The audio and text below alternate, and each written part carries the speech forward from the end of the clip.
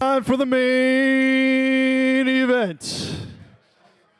Ladies and gentlemen, boys and girls, my name is John Balcom, and welcome to PubKey D.C. How are we doing tonight, everybody? So it's fight night here in D.C., and it is my honor and privilege to bring up two heavyweights of the Bitcoin community, two titans of the Bitcoin community, who are fighters for freedom, for sovereignty, for sound money, for liberty. Ladies and gentlemen, please welcome to the stage Max Keiser and Stacy Herbert.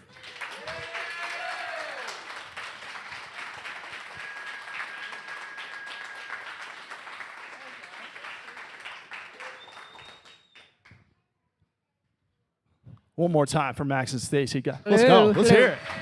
Let's hear it. Yeah. Is that AI generated image? Yeah, it's beautiful. Look at that. Shout out to Trey. Wow, it's so beautiful. Shout out to Trey. So, Max and Stacy, welcome back to the United States. Welcome to our nation's capital. Yeah. What brings you back? Well, we came straight from Bitcoin Beach. That's why I still have my flip-flops on, looking very pleb. I noticed that, since we've been in El Salvador in the past 4 years, building Bitcoin country, it turns out without Max and Stacy doing the Keiser report, all of Bitcoin went suit coiner, and they all have like several $1,000 shoes because they don't care as much about staying humble and stacking sats. Well, I'm wearing my flip-flops in order to stack as many sats as possible. Yeah, absolutely. So being in El Salvador, as we have been for 4.5 years, building Bitcoin country and how that's developed, and the model that El Salvador represents, that President Bukele has put forward of security and then autonomy and sovereignty and Bitcoin, and now we'll get into it, possibly AI, it's becoming a model for the world. Other countries are looking at El Salvador, particularly in the region, and saying, how do we get some of what they got? We want security. We want a boom in our economy. El Salvador economy is booming up the quarter, I think 4.3% on the quarter annualized. So this is now time to take off. It's time to become Singapore of Central America, of the Western Hemisphere. And that brings us more and more into Washington, D.C. Yeah, what has gone on with Washington, D.C.? We went since 2010 in Bitcoin, and it wasn't until the last 2 years that we ever even had a reason to come to D.C. It's like the center of Bitcoin and the center of AI. Everybody, all the big companies, all the tech giants, they're all moving here. That's why we have to we're here for meetings with some of the tech giants, and they're all here. They all have offices here. It's pretty amazing what President Trump has done to bring all this, like the center of power, which is AI and Bitcoin as well, to Washington, D.C. Well, welcome home to PubKey D.C. as well. We just got here in December, so we're expanding the Bitcoin message as much as we can. So tonight we wanted to talk to you about the fiat mindset versus the Bitcoin mindset. And it's fight night here in D.C. And in one corner is the fiat mindset, in one corner is the Bitcoin mindset. So I thought we could start by having you all, from your perspective, define what those mean to you. Right. Well, fiat mindset, of course, means infinite printing of money. It means extortionary inflation. It means non-accountability. During the bond bull market that started in the early 1980s and has come really 45 years, there's this concept of extend and pretend. All of the mistakes can be fixed by just extending the maturity and lowering the coupon rate and lowering interest rates. And the whole thought in economic circles over the past year has been, we need lower rates. We need a new Fed chairman. We're going to lower rates. Well, now, as I was talking about during this period, the bias in the direction of rates is higher because commodity prices around the world are going higher because the US dollar is losing global standard, world reserve currency status. We're getting into a multipolar world that includes the biggest commodity producers in the world who get to set the price. where they produce the commodities instead of on Wall Street using derivatives and these types of things. So that's part of the fiat mindset. The fiat mindset, fiat money loves war. It loves a war. War is the easiest way to make money in the fiat money world. You just start a war. And the U.S. has been in wars almost every year of its existence over its 250 years. There's always a war going on. And fiat money kind of stokes a violence in people because there's no accountability and there's no values in fiat money. There's nothing actually you can point to and say, this is what this is worth. It's just all worthless paper.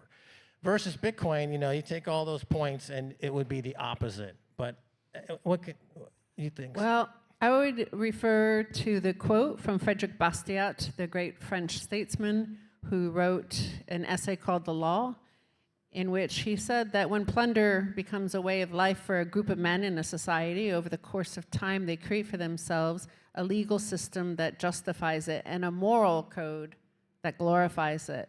And to me, fiat is plunder, and over the course of time, of 50-something years, we've created a mindset amongst the population that glorifies this mindset of plunder.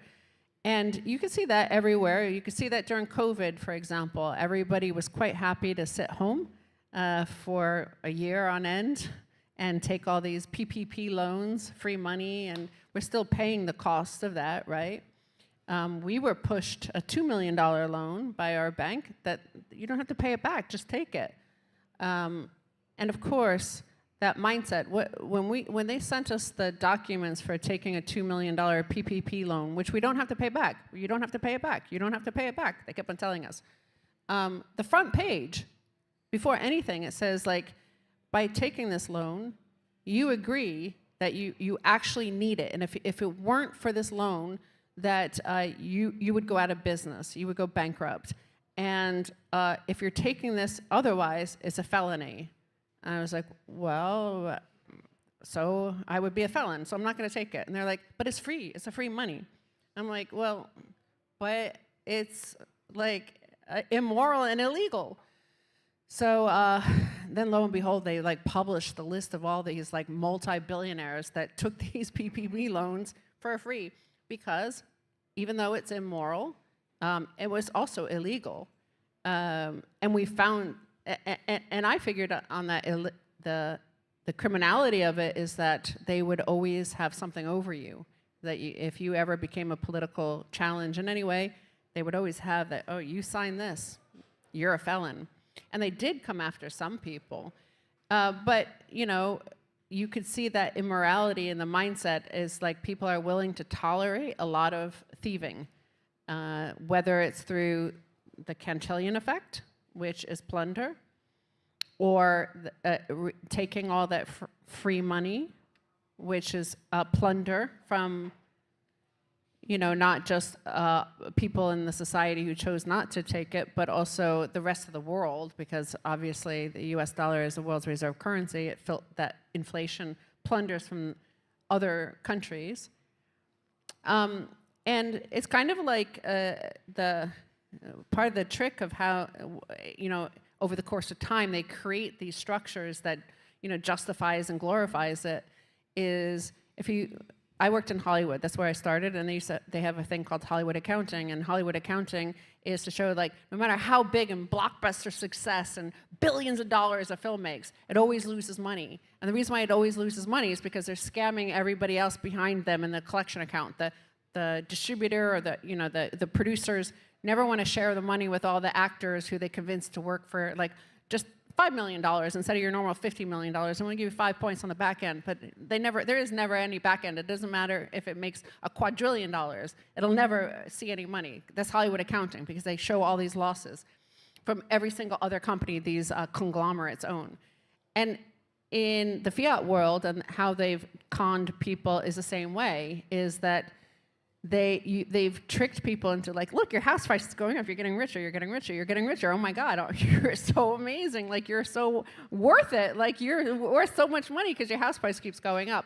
But of course, it's all just plunder across, well, I mean, it's starting to catch up. The plunder is starting to catch up with the real world accounting, which is the Zoomers coming on board and saying, what the heck? You know, it's like all those memes of like the boomers dancing after selling their house for $20 million and bought it for a sack of potatoes back in 1973. Yeah. So the words that are coming to mind are shadowy, deceitful, thieving. That's the fiat world, the mentality. Let's contrast that with the Bitcoin mindset. And most of us in this room, I would venture to say, learned a lot about the Bitcoin mindset from you two. So let's just do a refresher for the class and let's contrast what's the Bitcoin mindset. Well, you know, the value proposition for Bitcoin is that it's not controlled by anybody, and it's not, in particular, it's not controlled by the state. So Bitcoin separates money from state, and that's as important as separating the church from society, from state. And it creates sovereign individuals who can think about their asset as something that will always and forever increase in purchasing power, which changes your mindset. You tend to hodl, and you tend to think in terms of how you can acquire more Bitcoin in exchange for goods and services versus the plunder method for fiat money, where it leans toward corruption and violence. So the hodler who's looking to amass more Bitcoin thinks more in terms of interacting with the Bitcoin community, who is intolerant of violence. You know, one of the things, one of our very first meetings with President Bukele, this point came up, how Bitcoin disincentivizes violence by taking away the ability to use violence to aggregate wealth in a way. So it changes that fundamentally in society, and then that changes the way people think. So people often ask, well, what's the adoption rate of Bitcoin in El Salvador? And I say it's 100%. Because although it is the most used of any country in the world, usage is in El Salvador. But 100% adoption, because everybody in the country has heard about Bitcoin, knows about Bitcoin, and starts to think about Bitcoin. And once you start to think about Bitcoin, you start to adopt that mindset, and it starts to change the way you think. And that would be like the first thought that comes to mind. Well, that mindset shift is from the low time preference that happens, and it's almost a physical thing that happens to you. And it really, actually, even though I'm the first person to ever mention Bitcoin on television, which was 2010, in December of 2010, like it really, really did not hit me that like sudden, like sort of matrix sort of moment of like slow down, everything slow motion. And when I understood everything around the world around me was in 2020, when they did shut down they just turned off the global economy. Like, and it was the most, like everybody, as a normal thinking human being, even though I had been in Bitcoin at 10 years at that point, it's like, well, everything is gonna crash and it's gonna be, you can't just turn off the economy. And then it was literally like nothing changed. Like, how can we just turn off the economy? Like, nobody's been to work in like 6 months. Like, how is this even possible? I thought, okay, they're gonna, even if they do this for 48 hours, it's gonna be total disaster. Well, nothing apparently mattered. So the fiat, the Bitcoiner mindset though, I think, you know, Hal Finney was the epitome of it, in that Bitcoin was about, what, 4 or 5 days old, and he started talking about it being $10 million in terms of like capturing everything, like capturing the global economy in terms of all trade, the layer one money, everything. So that sort of confidence in, because once you see it, then you genuinely can't unsee it. And that shifts everything, the mindset, the time preference, the attitude, the confidence. Like, you feel like really confident, like, oh, wow, yeah, I might be on the, what's that, like the guy who climbed up the side of the building in Taiwan, Taipei, and then he climbed up the front of Yellowstone. Like that's a guy who should have a harness on him. But like, if you feel like you're safe up there, like the Bitcoin has like this, it gives you so much confidence in the future, and So when you have that confidence in the future, then you have hope and you have good feelings, and all of the things that the fiat world of this plunder becomes a way of life and a group of men in society, and they build in a way that glorifies and justifies and all that stuff, is like you don't mind, like you don't care about buying when Lambo. That was like the crypto people, right? Like that's a fiat mindset, when Lambo. You know, Pierre Rochard was the one that came up with that idea, very Bitcoin sort of mindset of like, oh my God, look at all these chairs in here. This is like, is this really a Bitcoin pub? Like you should sell these chairs, right?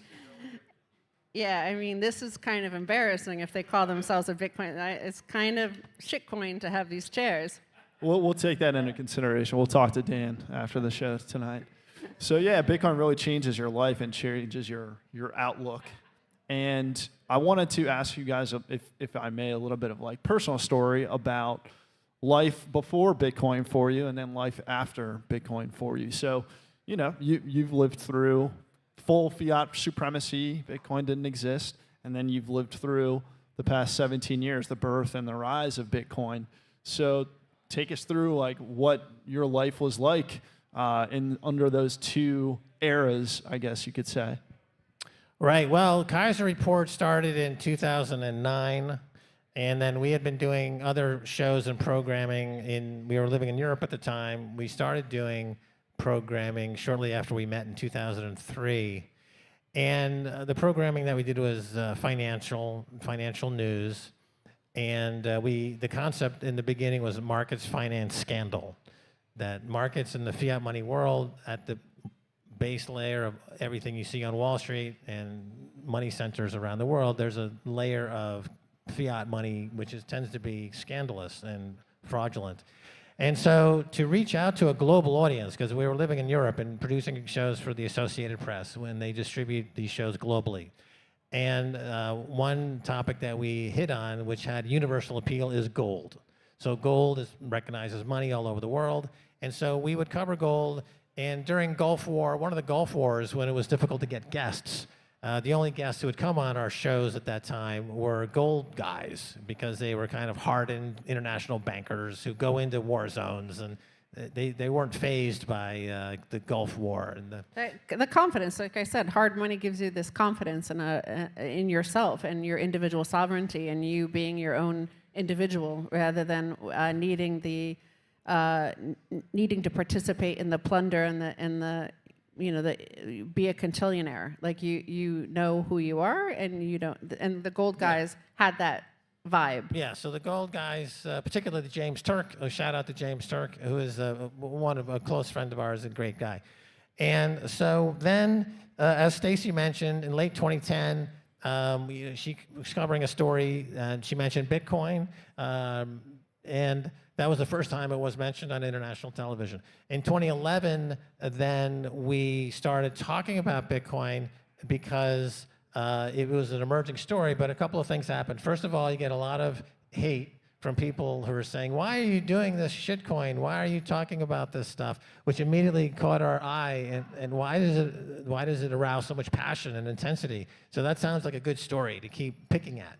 And this, then we started getting calls from people in the Bitcoin community, like John Matonis and others who were early into the industry, and then we started interviewing those folks. But the transition from covering gold to covering Bitcoin we saw as kind of a natural transition. The idea that it was digital gold was very early on. We went to the first Bitcoin conference in Prague in 2011. We became, I would say, for 4 or 5 years, really the only news show covering Bitcoin really in the world. And as I said, we make the show for Associated Press. They in turn sell it to RT, Russia Today. RT has an enormous reach, at that time comparable to BBC. And so millions and millions of people were exposed to this idea and heard about this idea. And so the life before Bitcoin was, intrepid global journalists traveling around the world, covering financial news stories. The 2008 global financial crisis is when we got a lot of attention, because we went to Greece, we went to Ireland, and we was rousing the public up and saying, it's not your fault that this country just went bust. In Iceland, too. We went to Iceland, talked to the top bankers there. We did a show about this. And I said to the banker point blank, your economy is about to collapse based on what you just told me. And sure enough, it did, shortly thereafter collapse. I'll also jump in because if you want to learn about like what life was like in the fiat, like in the total fiat before Bitcoin, I don't see too many people with gray hair. I see one guy, so he'll remember. And I think, but you look young. Back in the 70s, okay, Nixon closed the gold window in 71, August of 71. So remember, when plunder becomes a way of life for a group of men in a society over the course of time, it doesn't happen immediately. So up until 1971, we still had a gold standard, and people knew what things, were worth because everything was measured in gold. I remember my mom in the 70s, everybody at that time, you could probably watch some old movies that they refer to this as everybody knew what the exact actual inflation number was, and if it was 13% that year, they would get a 13% raise to keep it even with that. Now nobody knows what the inflation rate is, right? Nobody cares because they have credit cards and they have their house price keeps on going up, they think, right? They're getting wealthier. But back then, so in the 70s, when you grew up in the 70s, you still had the total, it was like total freedom.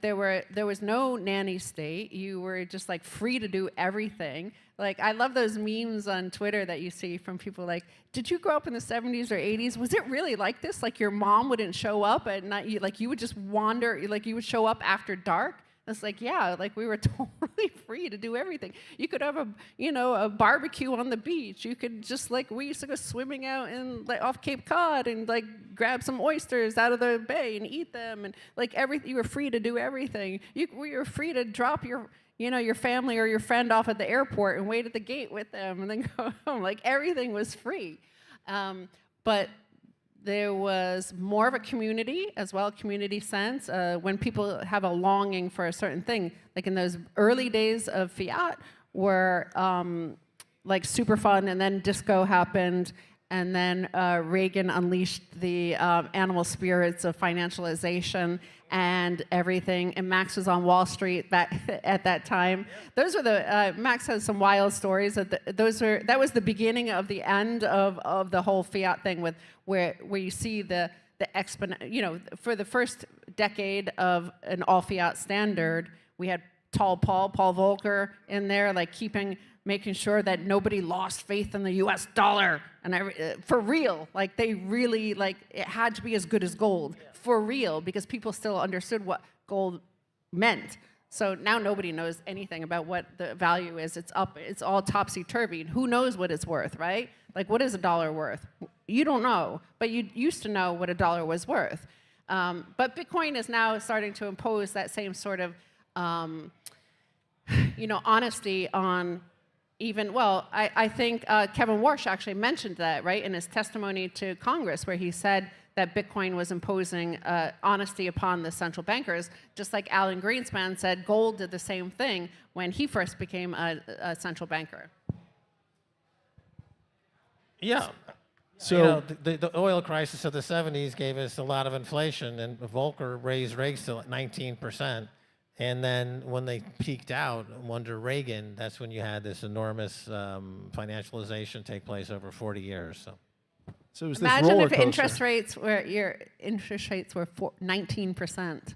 I mean, it's crazy, right? You can't imagine it in the world that fiat has created, right? Everything would blow up, everything. So it's this roller coaster since 71, and now it seems like we've been going on the roller coaster ride with interest rates going up, interest rates going down, money printing going up and to the right at all times. So at a certain point for you all, you decided to move to El Salvador, and just kind of wanted to hear about that. I know you tell this story often, but for tonight's crowd, what was that decision like to decide to become expats, move to El Salvador, and how did you link up with President Bukele? Okay, so of course, we were at Bitcoin Miami, and Jack Mallers was on stage, and President Bukele was on the big screen, and the news came out that El Salvador is going to make Bitcoin legal tender. And so this was a nation state adopting Bitcoin. It's huge news. We had speculated on Keiser report for years what would be the first nation state to do so. We thought maybe Panama or a smaller type of country. We never thought of El Salvador, but there it was. And so shortly thereafter, we got an invitation to go to a Bitcoin conference at the end of 2021, which we went to that conference. And we had a chance to meet the president. And the president knew us, knew the show, and we had a very long conversation. And he's a very charming, obviously incredibly intelligent man, and incredibly, you can tell that he had a vision, and just a remarkable, you're in the presence of a remarkable historic figure, I would say. And we were very impressed, and we went back, we came back to the United States, and we were talking about this, and we kind of thought that, well, it's great that they made Bitcoin legal tender, and but we were sure that they were going to end up inviting a lot of the shitcoins, as always happens. They come in with bags of money, and they kind of corrupt everything. And we thought, you know, how are they going to stop this from happening? And sure enough, some of these shitcoiners started to pop up. And Stacy started to reach out to the people we had met in El Salvador and saying, you know, this is the road to doom. You know, you can't go down this path. And apparently that got read and seen by the president, who then in turn kind of invited us back. We returned to the country, and we met again and explained to him that there's Bitcoin and everything else is pretty much garbage. And then he invited us to, why don't you just move here and, you know, advise us, you know, what we should do. And so then that's pretty much what we did. We picked up our stuff and we moved to El Salvador. We parked ourselves in San Salvador and started to network with people and get to know what was going on and spread the mantra of Bitcoin only. And let Stacy pick it up from there. You know, basically it was destiny, right? As soon as I saw that our life experiences and our place in life where we were at, where we were already older than a lot of people in Bitcoin by that time. We had our life experience of Max on Wall Street. I worked in Hollywood for a long time. You know, and one thing in Hollywood is, the thing is, like, you work with a lot of like really, really talented people for a short period of time.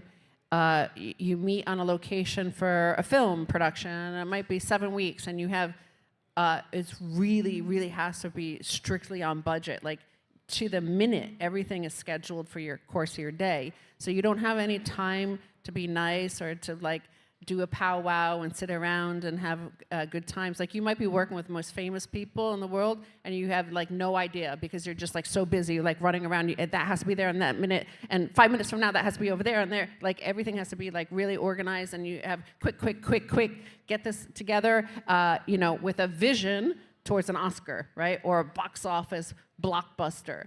And the same with like organizing for Cannes Film Festival or the Venice Film Festival. Like, it's a huge production. You got to get there on a certain, at an exact date. Those are the dates for the film premiere, and these are the dates that, and the content and the brochures and the DVDs and stuff like that that you have to bring and deliver and make happen in this certain period of time.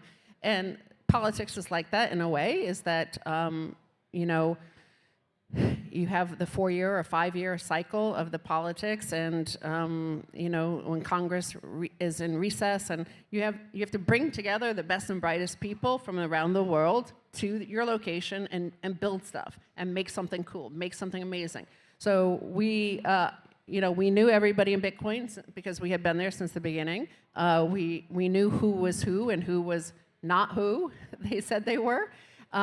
So we saw that we could add value. Like we met with the president, and as Max said, and he was, anybody who meets him, like don't trust, verify. You'll see, like he's a remarkable man. He's not an ordinary man. He's a remarkable man. He's an extraordinary man and an extraordinary thinker and a leader. So anybody who meets him comes away with that.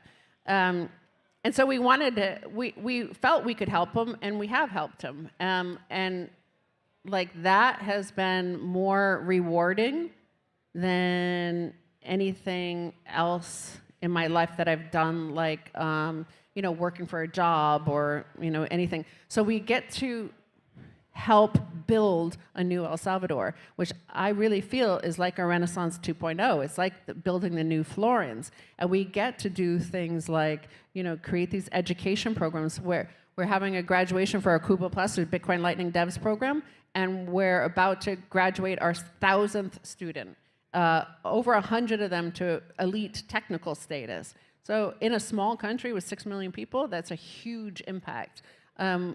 So we get to do things that are really, really cool.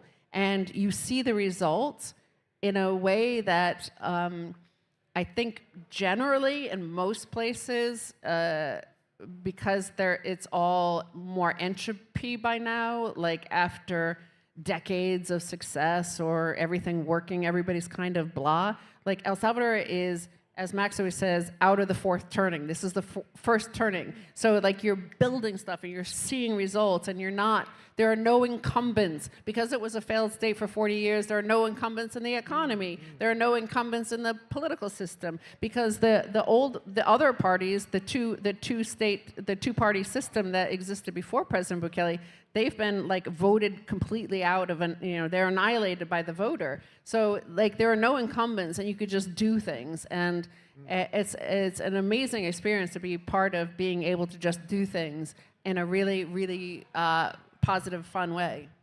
So it sounds like it's springtime in El Salvador, and I have a limited understanding of El Salvador, so I've just picked up bits and pieces. But my understanding was it was a long winter before the current springtime, and I wanted to ask you about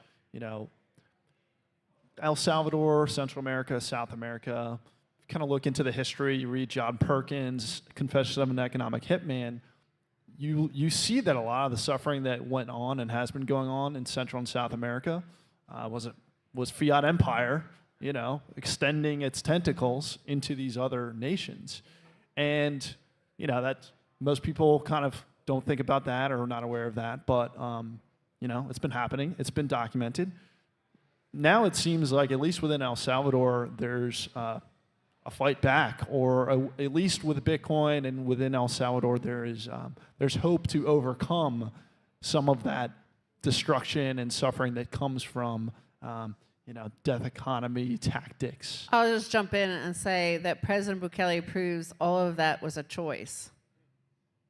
Those leaders who chose to plunder from their people, or chose to have a military junta against their people, a military dictatorship, they chose that path.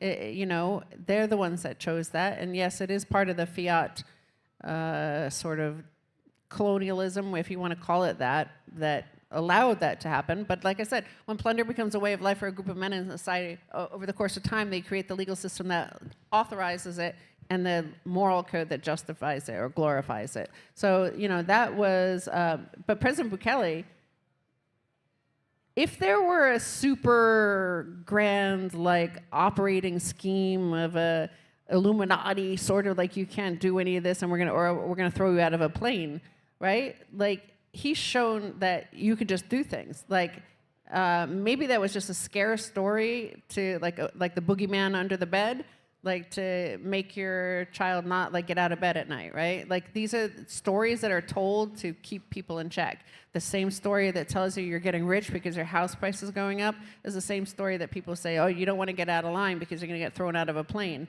Well, he wasn't afraid, right? And he just did things. Like, there was no sign of him ever having to, like, moderate any of his ambitions for the country, based on these theories. So I would say that he's kind of disproven that.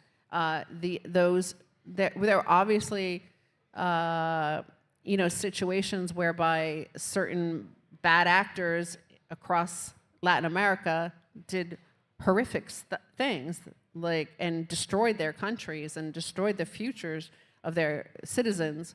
Probably they, used that sort of fiat mindset to justify it. Say to the people, hey, sorry, I have no choice, but Uncle Sam's making me do this. He's making me incarcerate all you people and throw you in prison. So that's probably the story, and then it gets told and it's believed.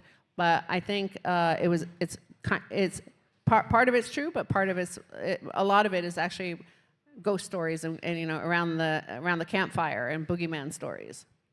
Yeah, he's pragmatic and he's spiritual. And pragmatically, it was obvious that the country needed to address the gang problem. It's had the reputation as the most violent country in the world, the murder capital of the world. Anecdotally, shortly after when we moved there was the most hellacious slaughter of 58? 87 people. 87 were murdered over the course of... and that was the bloodiest weekend in El Salvador's history. Right. And that happened that was the most violent country on earth. And that's shortly after we arrived there. So we had to make a quick kind of decision. Do we really want to stay here? We were in a little boutique hotel in San Salvador, and the staff fled. We were the only ones in the hotel. And we had our pictures on the front page of the newspaper. Well, because, I mean, this wave of assassination started within about 18 hours, 12 hours of us having dinner with the president. So we were on his Twitter feed as well. We had dinner with the president and a very famous Mexican billionaire. Ricardo Salinas. Ricardo Salinas. And so our photos were everywhere. So they knew that we were in town. And so we felt like, wow, this is good. This looks grim, like a grim story for us.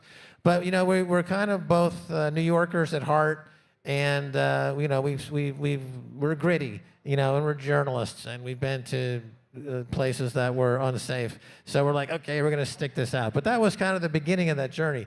And the president's war on the gangs, of course, has been wildly successful. And murder rates have dropped by 98%. It's going to be the safest country in the Western Hemisphere, and that's the foundation upon which you can then build other layers of the economy. So with the security comes confidence. People are going outside, which they hadn't done for years, and meeting up with their neighbors and exploring the country themselves.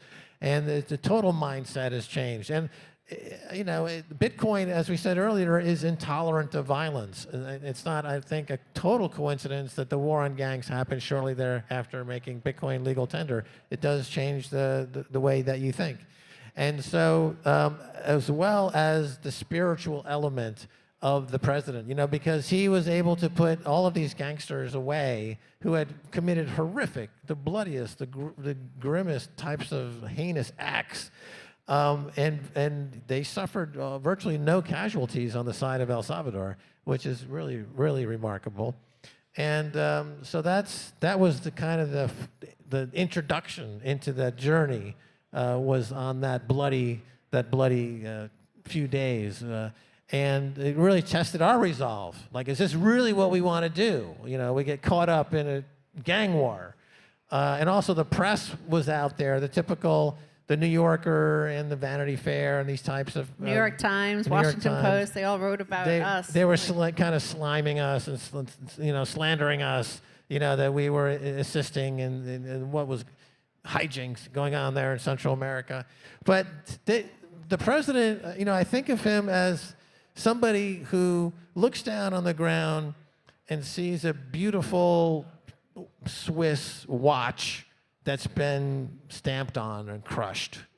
And unlike anyone else who sees that, thousands of people walk by and see that, he looks at it and says, I can restore that to its beauty, its grandeur, spring by spring, nut by nut, every single day.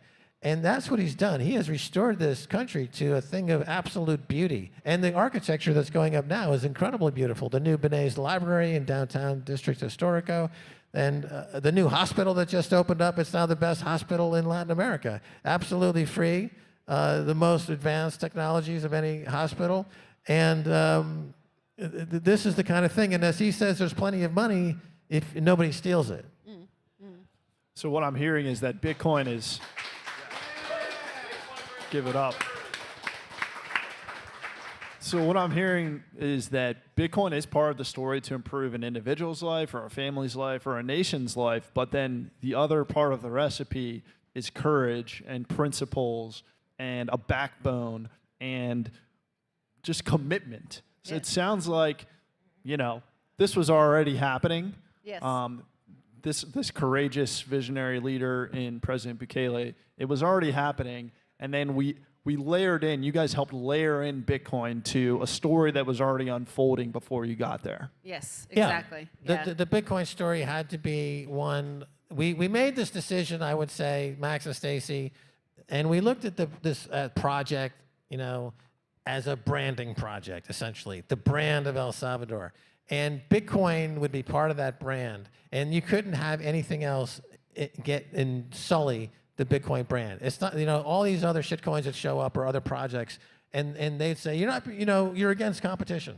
It's like, no, we're not against competition. We're for the brand. And there's no incremental gain that your project can bring that would be enough for us to get involved that wouldn't tarnish our brand. So it was a brand calculation.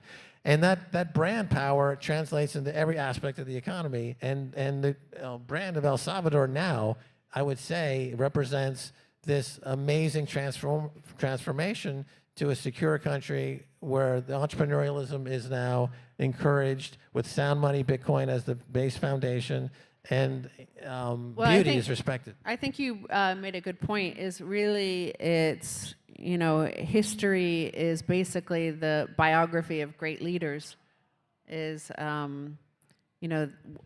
what the truth is that if you look at, say, the Italian city-states, there were other guys like heads of Venice or Milan who were just as wealthy as Medici, but who, something magical happens, right? That one guy can inspire not only the best and brightest to come build for him, but inspire them to be their best. Because how did so many amazing things happen in Florence? How did all that happen? It's weird, right? That all this beauty, not just the artists, but it was the age of discovery as well. How did all these, how did so many people in a city with 50,000 people, how did so many people have so much confidence to build so many beautiful things? And you have to believe that it must have been the leader who inspired these people to build these beautiful things. I mean, at that time, remember, excommunication was a very powerful, really powerful tool of control. That the Vatican can excommunicate you would basically make you live in exile from all other society. And the whole city of Florence stood by when Medici stood up to the Pope, to the Vatican, and the Vatican excommunicated the entirety of Florence. And they all stood by him. And so think of that, how much confidence they have in his leadership that they would stand behind this guy. But it's those sort of qualities of confidence, of patience, of determination, of having a vision, having the ability to inspire people to build your vision. Because lots of people have ideas. Lots of people say, wow, wouldn't it be great if we put a man on the moon, or did amazing things in the United States. And only a few of our presidents convince the entire population to yeah, let's do it. And we do it. Some of the greatest periods of discovery in the modern era have been around U.S. population coming around a project, a national project. Not like, it's not actually a corporate one, so like the Manhattan Project or, you know, the Apollo program, Bell Labs, like all these great inventions happen around bringing a country forward into the future in a like towards human flourishing and amazing abundance and like great things for the population. And you could see those leaders who led us there, or the project leaders or the country leaders. And the same with El Salvador is, like, you have a guy, like President Bukele is not going to go out there and build everything. Like, he needs you to come. Like, he needs the best and brightest to want to come and build, or he needs the best and brightest in his country to be their best and brightest, to do the best things that they can. Yeah, you know, President Bukele often talks about the public versus the private wealth, and the public beauty versus the private kind of aesthetic. He's very interested in creating public beauty and institutions that will last for many generations, 100 years, and in so doing, uplifting the entire population. And so the emphasis is on the public's access to beautiful architecture and beautiful things, and all the public squares in the whole country are being redone. All the roads, of course, are being redone. All the sewage systems and all the mundane things they're all being redone and improved upon, and you end up with a unity that fosters the kind of efforts that generate great projects like the Apollo project or the Manhattan project. And El Salvador is becoming the place now is becoming kind of the Singapore of the Western Hemisphere. It's attracting now huge high-tech enterprises, and people want to go there and build, and really across the entire economic spectrum, and the economy is reflecting that by growing, and growing faster than, it's the third fastest growing economy in the region, soon to be #1. It's Renaissance 2.0. So it's more than just money, it's just more than just tech, it's cultural, it's artistic, it's human flourishing, like in the mind, like, yeah, that having that sort of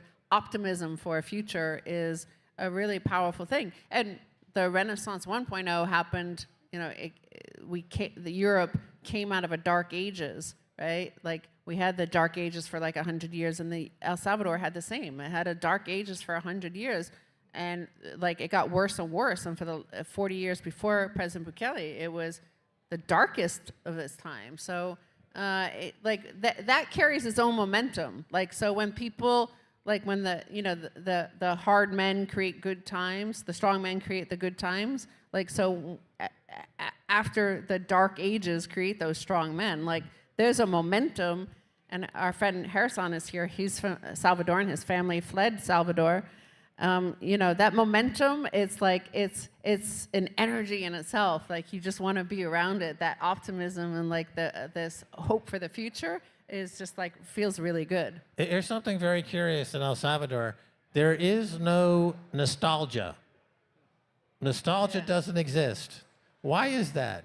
Well, if you go to France, for example, there's nostalgia about the 50s, you know, or the 20s, the 60s, or the Belle Epoque, right? Those were good times. We see the artifacts, we hear the stories. In El Salvador, there's never been good times to be nostalgic about in 200 years. This is the first time this country is experiencing good times, and the population isn't going to go back, and the population is like liberated, and they are extremely energetic and optimistic, and they're incredibly friendly and beautiful people as well. And so when all that comes together under a leadership that's Renaissance 2.0, you know, once in a 500-year, charismatic, intellectual, dynamic leader, you know, this is, now you see what's happening. The fruits we're seeing the fruits of this labor now. In the last 6 months to 12 months, the rate of acceleration is beginning to pick up. I think in the next 12 months, you're going to see double-digit GDP prints in the 10 to 12% range. You're going to see an exodus of disgruntled Europeans, Americans, Canadians, and Australians getting on a plane and heading to El Salvador. And the party is just getting started. Disco is coming back. Yeah. So I always feel the energy and optimism when I hear you guys talk about El Salvador. But I did want to get your take on the United States. It's Bitcoin country. It's Bitcoin country. It's big. So I have a Who great is this question to segue here. So over here. here in the U.S., we seem to be on the fence on Bitcoin here in the U.S. And let me give you my take on this, which is, Right. on the one hand, you're seeing the U.S. government, establish a strategic Bitcoin reserve. You're seeing the Clarity Act likely going to get passed this summer. Then on the other hand, you see open source developers, Roman Storm, Keon Rodriguez, William Hill, being persecuted by the U.S. government for creating open source tools and working on Bitcoin. So how would you rate the U.S. on Bitcoin policy right now? And I mean, do you see us coming out of what feels like a dark period here in the U.S.? Do you see us coming out of this dark period and moving forward with Bitcoin? I will say that running the Bitcoin office in El Salvador, what I realized 4 years ago when we started is that because nobody else was doing what we were doing 4 years ago, I know that every other country in the world is 4 years behind us. And what I mean by that is it's not just a Bitcoin strategic reserve is so easy to do. It's not a mindset shift. It's not anything profound. It's kind of more. It changes some things, but it doesn't change in the way that all of our education programs, if people understood exactly what we're doing in El Salvador, I mean, it's very, stay humble, stack sats, as Matt Odell would say. We're very patient, paso a paso. We're teaching kids as young as 7 years old. We have a school book that we wrote just for them. What is money? They have their own book in public schools. What is money? The 7-year-olds, and then the 8-year-olds, and the next year have a different book, also called What is Money? It's advancing with them up through 6th grade. So we're teaching kids as young as 7 about money, not just Bitcoin, but what is money. We've, as I said, we've had 4 years of this education program, Bitcoin Enlightening program. It starts off, however, it's like a 6-month program. The first 4 months are about the philosophy, history, and theory of Bitcoin. And then we move into the technical training for the last month with really intense boot camps, hackathons, all that stuff with the top Bitcoin educators in the world and engineers in the world. So we have 4 years of this intense sort of one-on-one mindset shift of our students to a world of hard money. So it's not just something that having a Bitcoin strategic reserve is going to change the mindsets of the population. And in fact, now most of the population here would probably be more think that Bitcoin, for example, in El Salvador, a lot of people at first thought Bitcoin was something President Bukele invented because that's the first time they ever heard of it, was when he mentioned Bitcoin and it made it legal tender. And the same thing here is I'm sure a lot of people think it's just an ETF and they're just focused on the number go up part because that's all an ETF can capture, right? It's not permissionless money. It's not individual sovereignty. You're not self-custodying it. It's just a piece of paper on a Schwab screen or your Fidelity screen, and it's just it goes up or down. And so that's the only attribute of Bitcoin that you're looking at. So that's not going to shift your mindset at all in any way.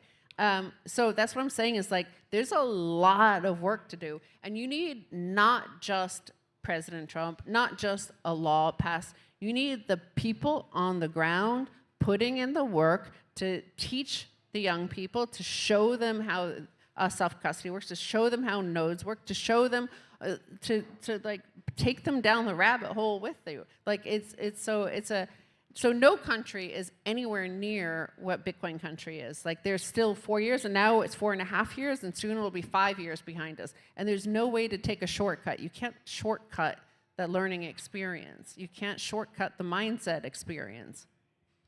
Yeah, excellent points. And as you say, an ETF is exposure to Bitcoin. It's not Bitcoin. And of course, in the U.S., there's the banking lobby is incredibly strong, and they're fighting tooth and nail against Bitcoin because they don't want the competition, and they have tremendous political clout.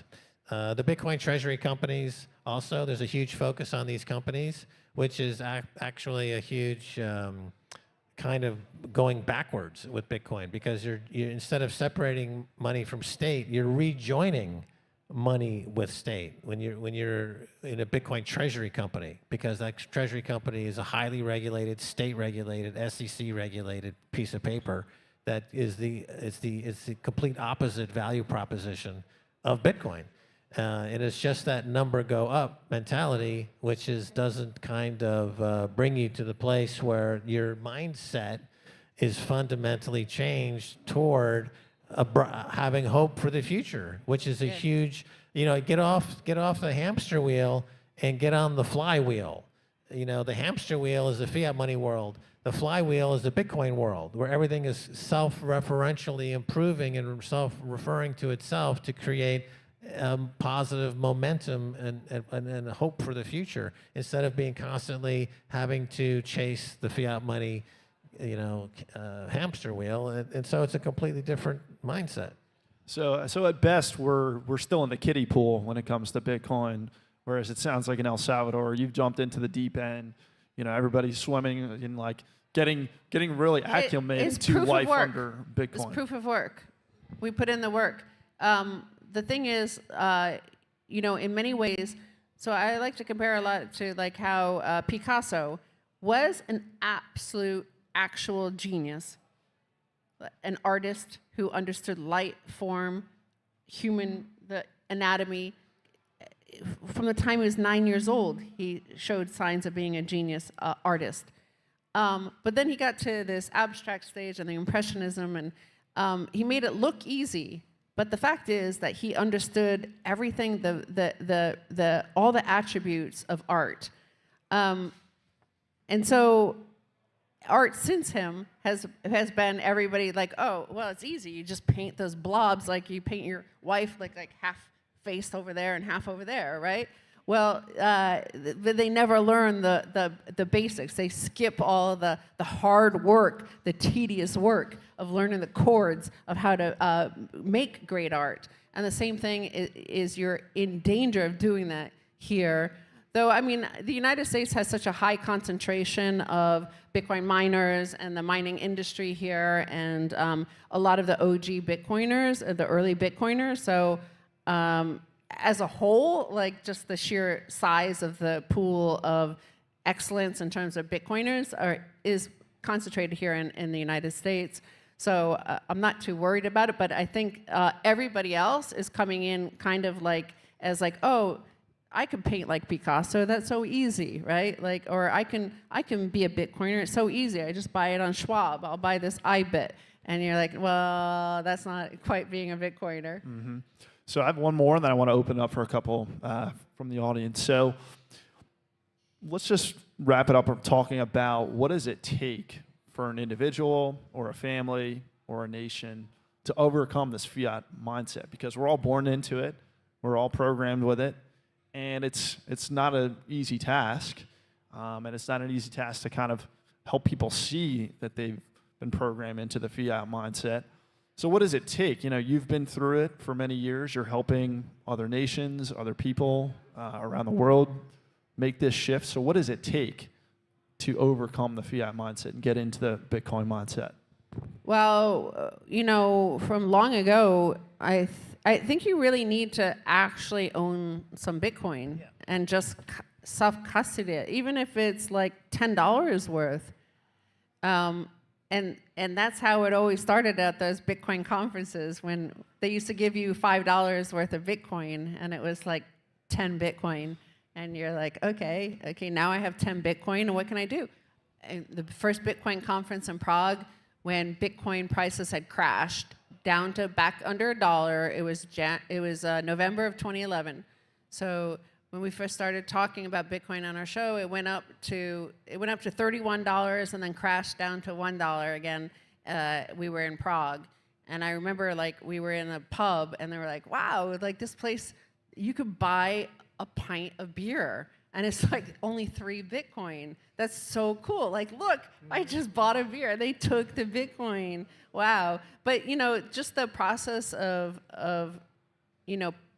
using it as money is it sends you down the rabbit hole, and it takes some people. It took Hal Finney 3 days to figure it out, and it might take you 3 months or 3 years or 30 years. Who knows? But you just have to go start like somewhere. You have to, and the somewhere to start is always holding some Bitcoin.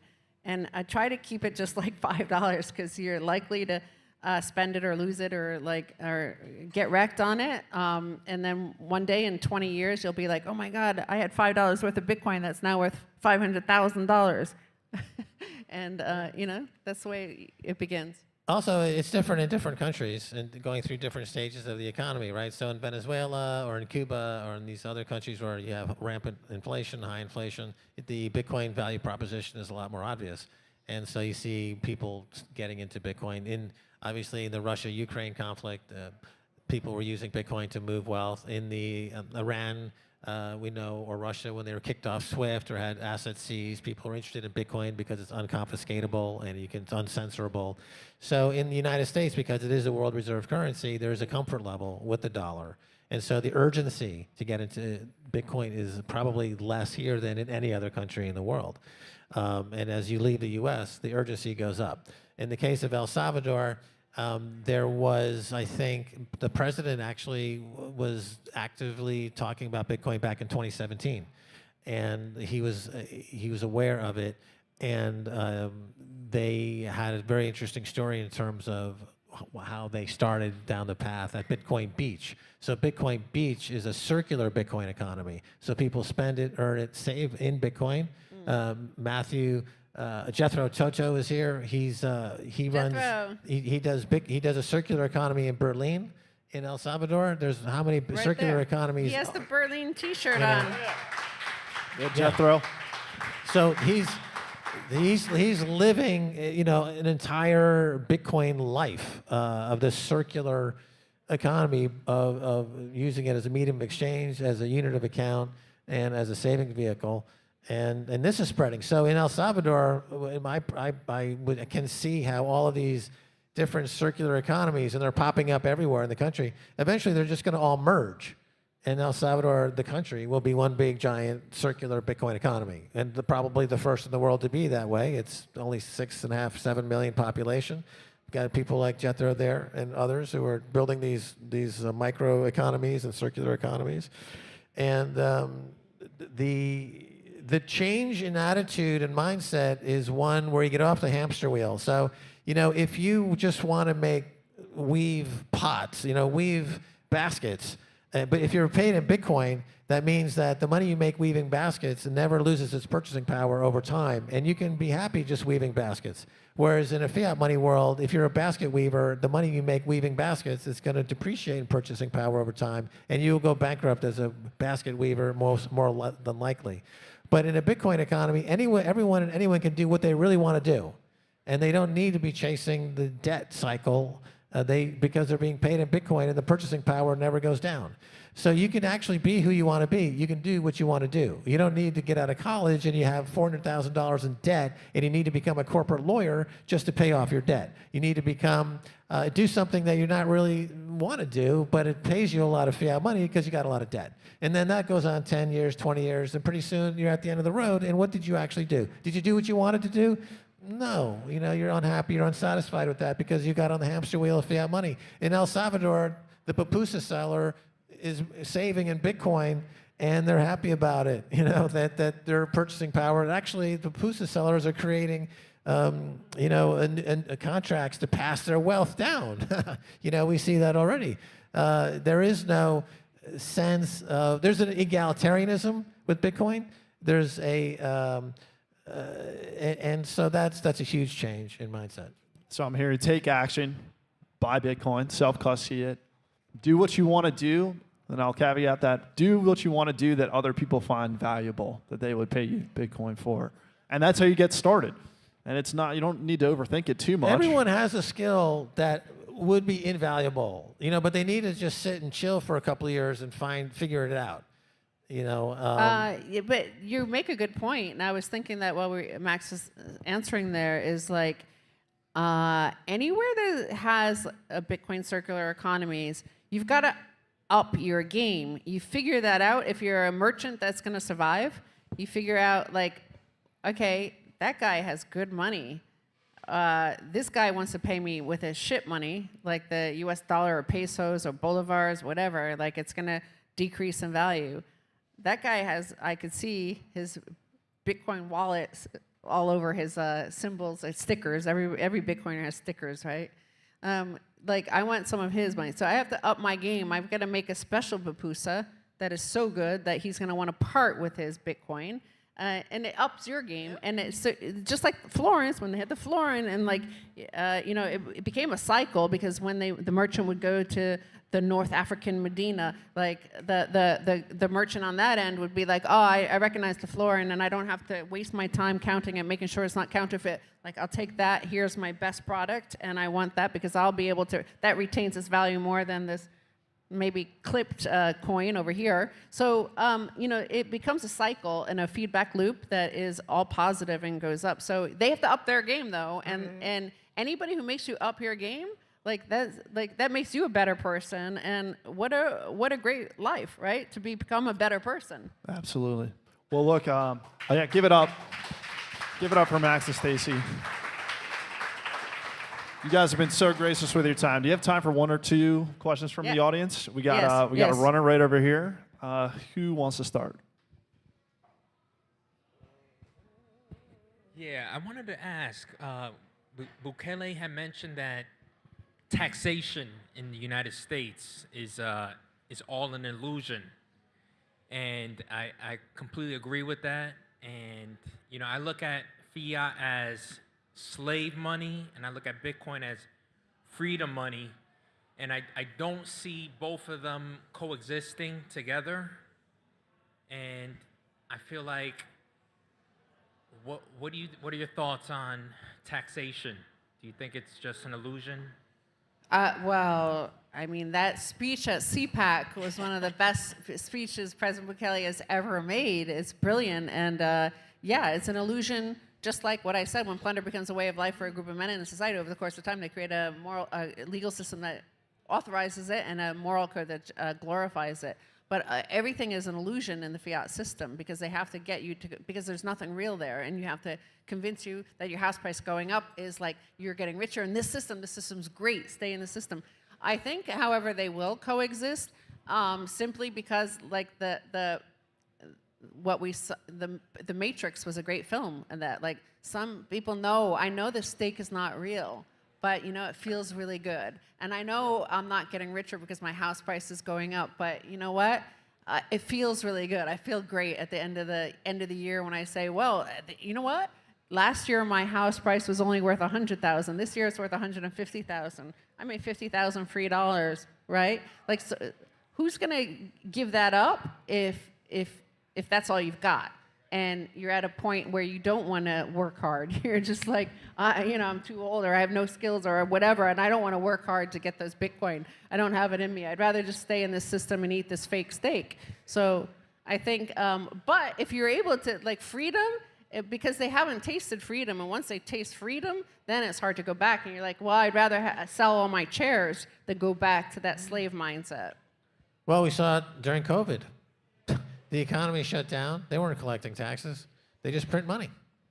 So the Bukele made a good point there. They just print money. Why bother collecting taxes? And the amount of taxes collected in the U.S. I think is $3.5 trillion a year. what's the total aggregate money M2 money supply is in the many trillions. It's not even a drop in the bucket. It doesn't pay for a 1 week. It's more than $1 trillion in interest on the debt, just interest on the debt. And of course, when the interest on the debt exceeds your GDP, you are in a debt spiral, a classic collapse, which right now the trajectory is toward that. How much longer? There'll come a day when no one will take your fiat money for Bitcoin. They won't take any of it. Like in those pictures in Venezuela, the paper money littering the streets, or in Weimar, Germany, wheelbarrows full of paper money. If you had a wheelbarrow full of money, no one will give you any Bitcoin for that, right? You won't get any Bitcoin for that. So if you're interested in getting into Bitcoin and you're sitting with fiat money, understand that the opportunity to convert worthless pieces of paper into Bitcoin won't last forever. Yes. I'm worried that time will eventually come. That's why I want to move to El Salvador before that time comes. Yeah, move to El Salvador. Just do it, man. It's like, what's stopping you? It's like a 3-hour flight from here. Lots of direct flights. Water's warm. Yes, Exactly. sir. I think we have time for one more question from the audience. Yes, sir. All right, thanks, Max and Stacy. I wanted to ask you about stablecoins. I see stablecoins as kind of the last leg for the U.S. dollar. They're trying to keep that system going. And I see people in the global south, people in Central America, South America, why having a stable U.S. dollar looks really good compared to their local currencies. But I guess, how do we combat that wildfire spread of stable coins and get them to use Bitcoin instead? Well, I think what could happen is, prior to World War II, between the Great Depression and World War II, you had a beggar thy neighbor policy where, like, the first country to pull off the gold standard, like, won the most, right? So, but it forced all the costs onto the ones that still had a gold standard, because then they were losing gold, like it was being sucked out of the treasury. I think you might see the same thing, is that as you're seeing China and even Japan having to, Japan not out of like for political reasons, but because of trying to, their economy is faltering and their interest rates are going up to 1% for the first time in like 30 years. They're having to sell treasuries, but for the U.S., like to feed the demand of the dollar, obviously stablecoins meet just some of it, but like think about what might happen in terms of destabilization, and like look what happened in Lebanon. Remember when there was chaos in their banking system and their banking system closed down and there were riots and all sorts of stuff happening? I think you could have that sort of thing in the less the weaker currencies already, like, and the more in debt or poor countries, you might see that, like, if their citizens choose to use stable coins instead, it could destabilize some of those economies. And you see that from the statements the EU has made, is they're against dollar stable coins because they're worried it's going to destabilize the euro, which it could do, right? Because if you have a choice between the euro and the US dollar, you're going to use the US dollar because everything is priced in dollars anyway. So but for me, on the other hand, in terms of this argument that stable coins are somehow, a Trojan horse, like sort of like somebody's going to somehow magically find their way to Bitcoin. Like most of the stable coins, they have to buy Ethereum or Tron or one of these other shit coins, and they're not adopting Tron, right? Like it's not leading them to Tron. So why would it suddenly like lead them to Bitcoin? I don't understand that argument that some people make. It's like, wow, like let's do stable coins first, and then people will figure out Bitcoin. It's like, why? It's just gonna delay. Like why? Like, I would, if I were in a third world country or in a country with hyperinflation and stuff, I would just look to the U.S. government is not looking to build a strategic dollar reserve, is it? It's looking to build a strategic Bitcoin reserve, and it has gold. Like, so I would do what the rich people and the smart people, the people who get to rule the world, like, what are they doing? And if it's just as easy to buy Bitcoin as it's actually harder to, stablecoins are easier than the fiat banking system, for sure, for cross-border payments, and definitely in, like, if you're in Argentina or Bolivia, like stablecoin is actually like a U.S. Treasury. It's a piece of U.S. Treasury rather than even. It's almost like better than what we have as citizens in the United States. Like, we have just paper dollars, right? They have a bit of Treasury, but it's even harder to do stablecoins than it is to do Bitcoin. Bitcoin's just Bitcoin. That is just like, you have to buy Ethereum or Tron. Like, I've used stable coins for some payments, and it's easier than a bank account in many regards between certain countries. Not in the U.S. Like, the U.S. has Venmo and Cash App and stuff like that. But I don't understand that argument that so many people make, that somehow, like, using a stable coin is going to make you go, aha, how about Bitcoin? It's like, what? Like, why would that happen? No. So I would, if I were in one of these countries, I would do what the smartest people in the world are doing. I would do what, like, Elon Musk is doing. He's the richest man in the world, and he's got, what does he have on his balance sheet? He doesn't have Doge, he doesn't have Tron, he doesn't have Ethereum. He has Bitcoin. Yeah. No, don't mention Zcash. Oh my God. We have hecklers in the front row. Well, Max, Stacy, it's fight night here in D.C. I want to thank you for tirelessly fighting for Bitcoin, advocating for Bitcoin, leading for Bitcoin. And I have no doubt that your work will deliver a knockout blow to fiat and the fiat mindset in the coming years. Yeah. That's right. A knockout blow to fiat is coming imminently. Bullshit. Wait a second. What's going on? What is this? Not gonna happen. Not now. Not ever. Fiat forever. I don't want to hear about no bits, no fucking bops. No, I don't. Wait a second. Not Oh my God, Who is Max this is a fiat scoundrel? devil. real. Who is Fiat this forever. scoundrel? Oh my God, it's a fiat It's the cuck. Fiat Maxi, ladies Matter and of fact, gentlemen. Max, I challenge you to a fight. Uh-oh. No Here it holds comes. barred. Ding, ding, ding, ding, ding, ding, ding. Bitcoin Ladies on and one gentlemen, side. the The guy Fiat with- Maxi is here tonight at PubKey D.C. to challenge Max the has the heavyweight orange champion shoes. of Bitcoin, Max Keiser. You know what? We're going to do it. Let's go. Let's go. Bring the gloves up. Bring the gloves up.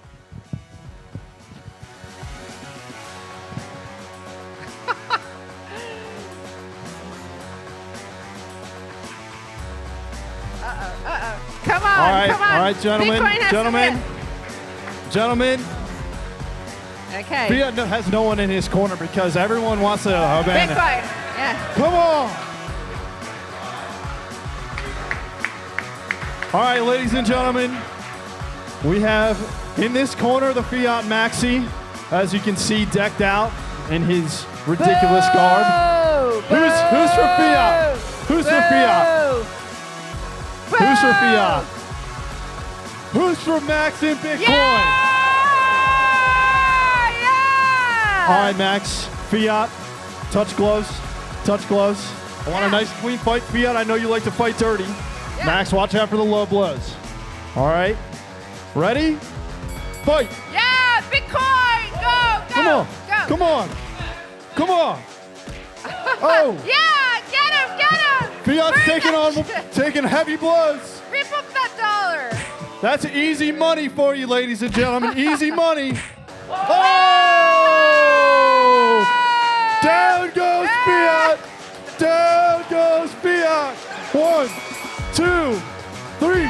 He's out of here. We have a winner. We have a winner, ladies and gentlemen. Max Keiser, Bitcoin, forever the undefeated champion of the world. Thank you very much, ladies and gentlemen. Thank you, Max and Stacy. And if you want to stay PubKey will have the UFC fight on tonight. I know it's Fiat, but we'll have it on tonight. Tip your bartenders, grab a beer, have some hot dogs. Thank you all for coming. We'll see you next time.